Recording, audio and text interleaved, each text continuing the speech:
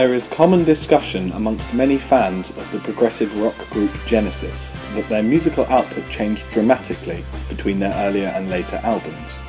Although it is commonplace for bands to slightly alter their style through time, it is unusual to see such a drastic progression as with Genesis's music. There have been many reasons cited for this shift, notably the loss of key band members Peter Gabriel and Steve Hackett in 1975 and 77 respectively, and the emergence of Phil Collins as a singles man throughout the late 80s and 90s. However, to fully understand the scope for this musical change in direction, we have to begin looking at the band before the release of their first album and look at their origins as a group. From the beginning, we set out as songwriters, and we were sort of quite happy to be writing what were effectively pop songs. But I think there was always inside of us a yearning to explore, to push the boundaries and to mix styles. And as we started to get a little more adventurous, it got too out of mainstream left field for Jonathan and for the publisher that we were working with then, Joe Roncaroni. And so we sort of parted ways at that point. And at the same time we were rehearsing and I think building an identity and a sound, and Trespass was really the first opportunity we had to make a real album where we felt we were in the driving seat, if you like. John Anthony was there as a producer, and he was a great sort of man for performance and getting the energy. But I think the style and the arrangements and the approach was all determined by us for the first time. From this, we can see that in 1968, Genesis formed with the intention of writing pop songs. Therefore, their shift towards shorter, commercial tracks in the 80s and 90s was no real surprise. In effect, the band were finally achieving what they had set out to do when they came into the business in the first place. It is also worth noting that the band began with the intention of being purely songwriters. The Genesis Revelation stuff was songs we'd kind of written with the original intention of other people doing them, and no one else would do them, and then we sort of modified them a bit so they fit this kind of broad concept we had, and then just recorded them while we almost just left school. Very simple. We never played live or anything, and I played mainly piano on it and stuff. This idea of having music to fit a broad concept is something that happens throughout the lifespan of the band. Despite only producing one concept album, which was The Lamb Lies Down on Broadway, the band commonly began an album with the idea of the overall style. For example, with Selling England by the Pound, the idea of Englishness, or just simply wanting to keep the song shorter in And Then There Were Three. With regards to actual songwriting, however, it is important to see that the band do not function in a traditional manner. Even in similar era prog bands such as Yes or King Crimson, there are normally only one or two writers, with very few pieces group composed. Although Genesis composed frequently in pairings, group composition is a highlight throughout the lifespan of the band. With each member contributing their own ideas to the music, the group identity is constantly evolving. There's a paradox here, you see, because Tony was more from the sort of classical side but loved pop. Peter was probably heading more towards soul, but the guys that were into the heavy stuff was Mike and I, because we've been in the schoolboy bands, doing Stones, Kinks and Beatles, and a lot of the heavier bands, and I mean, we were the ones that were writing the sort of really sort of third-rate kind of blues riffs and stuff. I mean, and we were much less sophisticated to start with. I think what sorted Mike and I out was going to the 12 strings and finding a bit of refinement there. But I mean, we were introducing, when we started with this experiment of playing live, we were introducing some very third-rate. There was a song called Going Out to Get You, which we used to do, which had a pretty indifferent sort of kind of riffs. I mean, I loved all the heavy stuff. I don't think it's true to say that Peter was making us go down that direction. I think that Mike and I wanted to go down it, but it's a good thing we didn't early on, because we weren't very good at it, is the truth of it. When the sort of songs were developed out of the more refined songs into a heavier element, then I think it had some originality. What Mike and I were bringing to start with was sort of late sort of Stones, kind of Paul Stones riffs and stuff. The 12-string idea that Phillips refers to is traceable throughout the band's creative output, far beyond Phillips's own time with the group. Earlier tracks such as Stagnation use the dual 12-string guitars as the main musical aspect, as do later works like the 1976 track Entangled.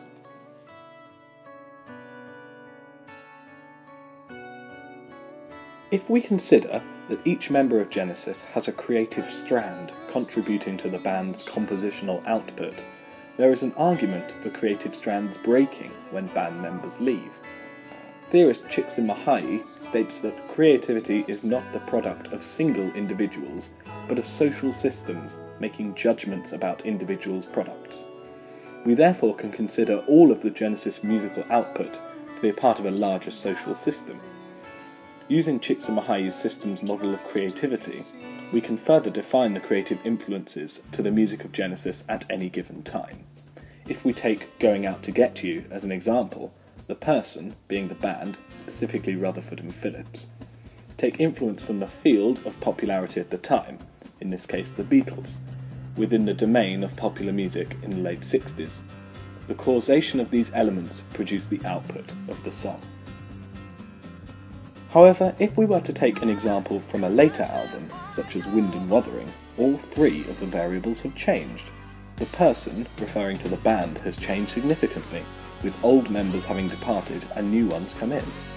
The domain of music in the mid-70s has also drastically altered, with punk coming into popularity, and the field of influences have also changed, with the band now well down the progressive rock route, with influences such as Family and Fairport Convention.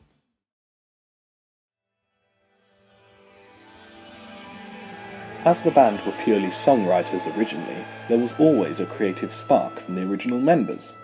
Although future members Phil Collins and Steve Hackett would eventually contribute to the creative output, they would do so to a much lesser extent for the earlier releases that they were involved in.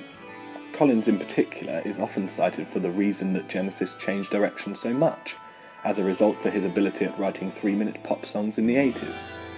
Looking at the earlier years, however, his influences from the field are as so, or even more left field, as those of his bandmates. I was starting to listen to Mahavishnu Orchestra, so I was trying to put my weirdness, my weird time signatures into anything that would move, anything that would allow me. So Dancing in the Moonlit Night was, I think probably some of the instrumental stuff was me and Steve there. These small ideas were all Collins brought to the table in the early years, other than arranging material the others brought into the group. Additionally, Collins was becoming one of the most well-known drummers in the world, playing in various other groups and incorporating the styles and influences of these groups into Genesis.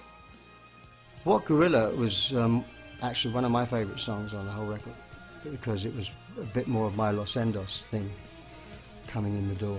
It was my fusion kind of weather reporting side of me that I was able to sort of make Tony Banks play this stuff. As time went by and members left, Collins became much more of a dominant strand in the group's creative pool. This did not, however, mean that he was more powerful than Banks and Rutherford, just that he was on more of an even par with them, as they were originally songwriters and he was just the drummer turned vocalist.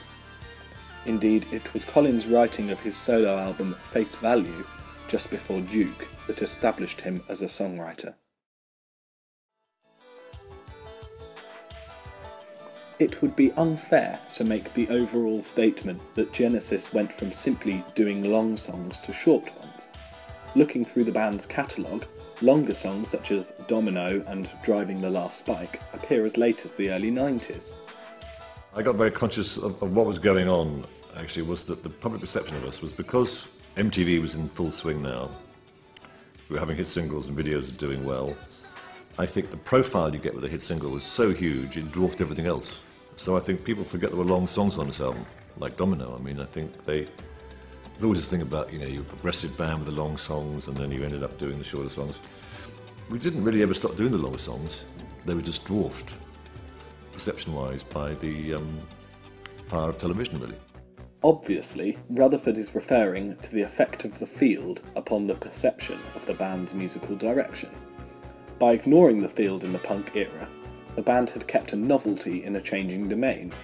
Similarly here, although responding to cultural shifts with more radio-friendly material, the band had still kept their original identity to some degree, keeping aspects of the earlier progressive style within an album of hits. Indeed, tracks like Turn It On Again were singles, despite being in a time signature of 13/8. This is obviously a throwback to Collins' Marvish New Orchestra influence, as well as his newfound ability for writing more commercial pop. It is therefore evident that earlier influences still had an effect in what was overall described as the more commercial era.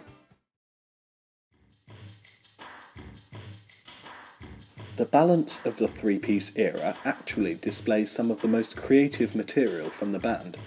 They still have influences from the constantly changing domain, but with the three working in even tandem, many more group-composed tracks allow each member to portray their own personal traits, whilst conforming to the band's identity. The social aspect of the three songwriters kept a perfect balance. This is where the three of us kind of had the best of all worlds, if you like, because, you know, I'm kind of pretty immediate. Tony's kind of a little bit, you may not know it at the moment, but you'll probably be singing this to yourself in a couple of weeks' time, you know.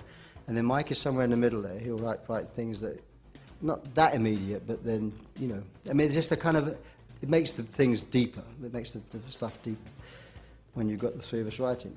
When Collins eventually left the band, the writing process for Rutherford and Banks was harder because of the loss of their mediator.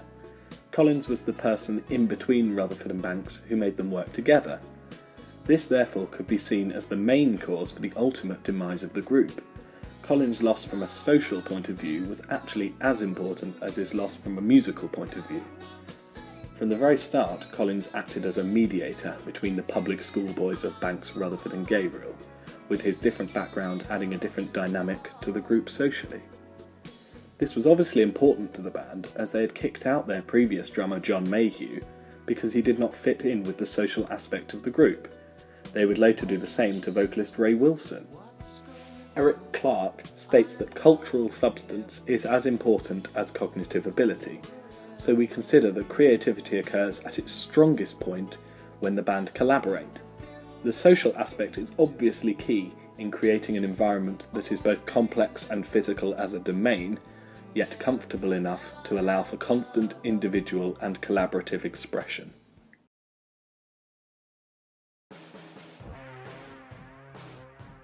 Csikszentmihalyi argues that the field of popular music, as a matter of course, needs new songs and ideas to continue to operate. It could therefore be said that in order to survive, the field of Genesis needs constant new ideas. We can consider Genesis as a playground of ideas that are constantly informed by the field, with these influences changing and therefore musical direction changing. Tracking the time frame of the group, in the 70s, the studio could be seen as a creative playground itself, but by the 90s, playtime was over, as the studio environment could be replicated in one's own bedroom. Therefore, technological aspects have to be taken into account as an agency for change.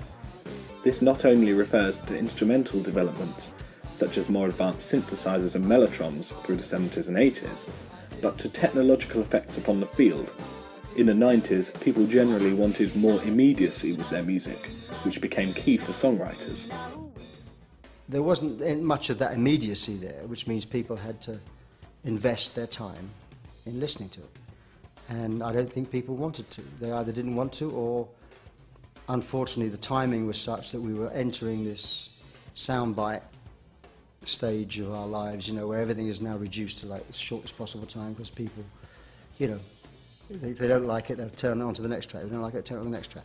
The commitment that people had when they started buying our records, you know, just isn't there for most people. Although Csikszentmihalyi's systems model of creativity encompasses most of the causes of creativity, the wider radius is ignored.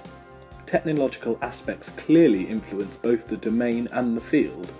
This evident change in the field-domain relationship therefore indirectly influences the person and the output, so must be integrated into the model. Even using Kerrigan's expanded model, culture and society are affected by and causes of technological advances. Csikszentmihalyi states that no part of the system is more or less important than the others. Although true in an overall sense, there are clearly moments where one or two strands are more dominant, although all three are in constant flow to allow us to view creative output. There must therefore be a note of methodological caution when referring to the models, as no single two-dimensional model can accurately portray creative process completely, especially as it discounts the social dynamics as a part of the core framework. If these were included, much of the mythology surrounding the creativity of the group as a whole could be distinguished. For example, the view of many hardcore fans that erroneously believe that Gabriel was the only songwriter. The effect producers and engineers had upon the group cannot be discarded. In the earlier days, under the Decca record label and Jonathan King, he had almost full control over the band's creative output.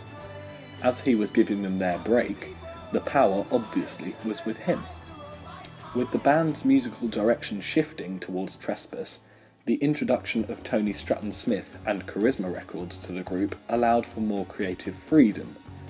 With King leaving the project, producer John Anthony allowed the band to develop their own style.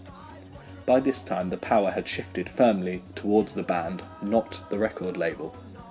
When Charisma hired Bob Potter to engineer Foxtrot, he requested the band change their music because he didn't like it. With the ball firmly in Genesis's court, the engineer was asked to leave and replaced by John Burns. At a much later stage in the band's career, however, a similar situation occurred during recording sessions for And Then There Were Three, concerning the track Follow You, Follow Me. When we were recording it, the guy who was our engineer-producer at the time, Dave Henschel, didn't rate it at all, and so he was a bit dismissive about it. And so we did a mix of it, which wasn't terribly good, I don't think. And then we played it to the record company, and they said, that's a hit, you've got to do it. So we went back and remixed it and got it a bit better. In this situation, we can see not only another change in the power shift of the studio, but also a change in the domain. With this incident occurring in the mid-70s, there was becoming much more of a need for hit singles to judge success. Banks himself states that were it not for this single, the band may not have continued. We therefore see an example of the field of experts, namely the record company, being affected in their judgment by the evolving domain. Were this track to appear in the Gabriel era, Charisma were unlikely to have been as determined upon the track's inclusion. With the band gradually becoming older and more independent, future releases from Abacab onwards are all produced either solely by the band or with assistance from engineer-producers. This allowed for yet more creative freedom within the mixing and recording process. With the group having their own studio in Surrey from 1983, it allowed for much more of a trial and error process to composition. When recording Home by the Sea, for example, the band improvised as usual, but recorded 2 30-minute tapes and then selected the most imaginative section of these. This idea of capturing a selective spontaneity is a classic example of the constantly evolving creative process.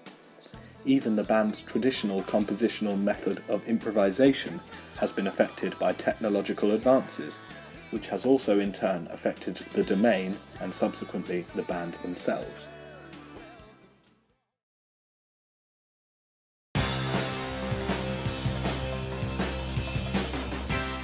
Any formation of the band has always been like anyone that can do something, can bring something to the table, you know. Singing, playing flute, but we encourage it, you know what I mean? Whatever you've got, you use, you know. In such a short phrase, Rutherford sums up immediately the ethos of the group. Originally songwriters, the band developed through a large period of popular music history, shifting with culture changes to keep themselves unique in what was becoming a densely populated industry. Many fans either ignore or are unaware that Genesis originally intended to write pop music in '68, and only took the progressive route to make themselves more original. This, combined with the adventurous nature of the original members to constantly mix styles, as well as a wide variety of individual and collective influences, created an originality about the band's compositions, no matter what album is listened to. The so-called progressive early years actually contain very little difference in their compositional approaches to the more commercial latter, with group composition still key. It's just the actual members themselves that have changed. Through Csikszentmihalyi's theories on creativity, we can see some of the effects on creative process of the band's compositions, namely that it is the changing aspects of the domain, field and person in conjunction with each other, as well as auxiliaries, that holistically affected the creative output of Genesis. Although the band has its critics, throughout all the changes in the band's lineup and musical direction, the spirit of Genesis has remained constant and undimmed.